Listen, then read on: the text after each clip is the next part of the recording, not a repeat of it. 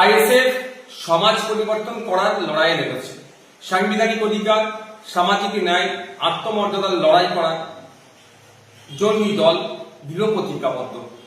বর্তমান সময়ে রাজ্যের আরজিকর হসপিটালের কাণ্ডকে নিয়ে যে উত্তাল আন্দোলন চলছে, আইএসএফও তাতে সামিল হয়েছে। তিলোত্তমার পরিবার যাতে ন্যায় বিচার পায়, সেই জন্য আইএসএফ আন্দোলনের জন্য মানুষকে সংগঠিত করছে। আজকে একটা ভিডিও দেখলাম যার সত্যতা যাচাই করে নি। সেখানে একজন নাবালিকাকে আপত্তিকর ও অবাঞ্ছিত মন্তব্য করেছে, যেটা অত্যন্ত নিন্দনীয় ও ন্যক্কারজনক ও দুর্ভাগ্যজনক। আমাদের কোনো সমর্থক যদি এই অবাঞ্ছিত মন্তব্য করে থাকেন, সেটা দলের বক্তব্য নয়। দল এই ধরনের বক্তব্যকে কোনো মতেই প্রশ্রয় দেয় না। কারণ দল মনে করে না নাবালিকা বা সাবালিকা যে